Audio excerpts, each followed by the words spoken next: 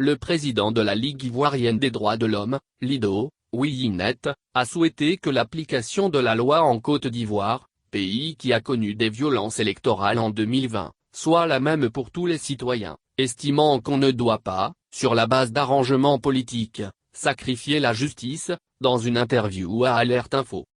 Le processus électoral lors de la présidentielle de 2020 a été émaillé de violences qui ont fait au moins 85 morts et 484 blessés, selon les chiffres officiels.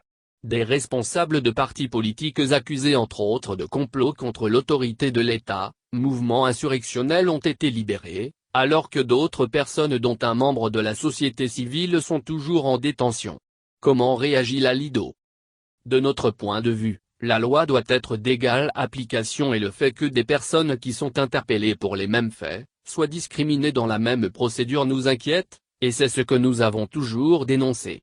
Si ce sont les mêmes faits qui sont reprochés à ceux qui ont été interpellés et que seule une partie est libérée, se pose alors le problème de l'application sélective de la loi.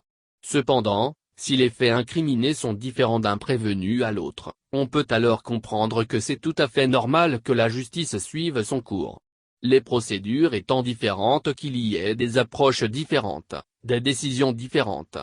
Mais encore une fois, si ce sont les mêmes faits, il est regrettable que ce soit ainsi.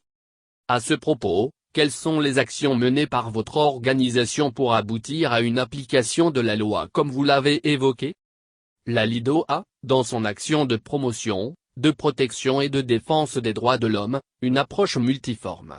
La première démarche fait référence aux différentes interpellations et dénonciations à travers les déclarations qui sont produites chaque fois que de besoin.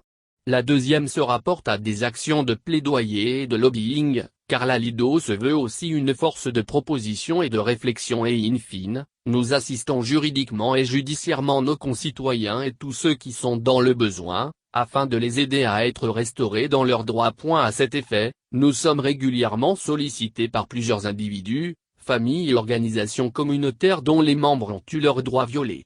Cette assistance se fait par notre groupe d'action juridique et judiciaire, GAGE, qui est une de nos structures internes qui travaille au quotidien depuis notre création.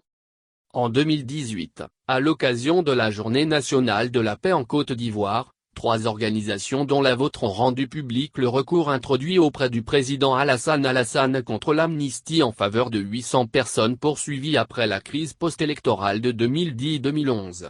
Quelle a été la suite? Votre recours a-t-il eu une suite favorable?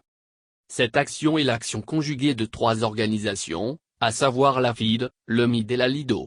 Nos organisations ont d'abord fait un recours gracieux qui consiste en la saisine du supérieur hiérarchique de celui qui a pris l'acte concerné et vu qu'en l'espèce, que l'auteur de l'acte est le président de la République, c'est à lui que nous avons adressé le recours gracieux demeuré vain. Nous avons par la suite saisi le Conseil d'État par une requête pour recours en annulation pour excès de pouvoir en avril 2018, jusqu'au moment où nous vous parlons, nous sommes encore en attente de la suite. Pour rappel et pour faire simple, nos organisations estiment que l'ordonnance 2018-669 du 6 août 2018 portant amnistie, est non seulement illégale aussi bien dans la forme que dans le fond, mais aussi en totale contradiction avec l'ensemble des engagements pris par le chef de l'État, à l'issue de la crise post-électorale depuis 2011. Des procédures judiciaires ont été annoncées après les violences électorales de 2020, qu'attendez-vous concrètement? Pensez-vous qu'au nom de la réconciliation il faut faire table rase de tout ce qui se passait? Nous, en tant que défenseurs des droits de l'homme, la seule alternative crédible pour nous, c'est la mise en œuvre de la justice. Depuis bientôt 20 ans, nos autorités et les différents acteurs politiques de notre pays, prennent et barres obliques ou encouragent des décisions supposées favoriser la réconciliation nationale, et très souvent au mépris de la justice. Cependant, force est de constater que tous ces arrangements en dehors de la justice n'ont pas apporté la paix durable tant souhaitée. C'est pourquoi, nous pensons que le meilleur moyen pour parvenir à la réconciliation véritable reste la voie de la justice.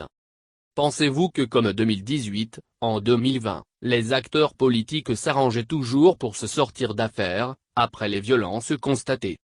Votre question corrobore notre pensée. Comme le disait feu le Premier ministre Ahmed Bakayoko à l'occasion d'une session du dernier dialogue politique, en substance, pourquoi attendre toujours que le mal soit fait avant de nous retrouver autour de la table pour renouer le dialogue? N'est-il pas plus judicieux de faire l'économie de toutes ces violences, destructions et morts inutiles en discutant en amont pour préserver la paix?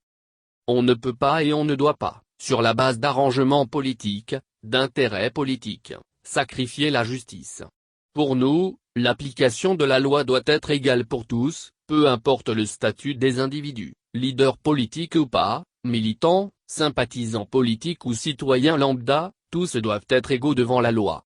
Nous ne sommes pas et ne saurions être solidaires d'aucune action, décision ou orientation, qui ne soit basée sur la justice et la loi.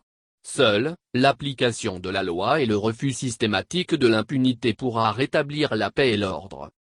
Qu'en est-il des procédures judiciaires à l'encontre de certaines personnes jugées à l'extérieur et condamnées par contumace la justice ivoirienne pour des faits similaires?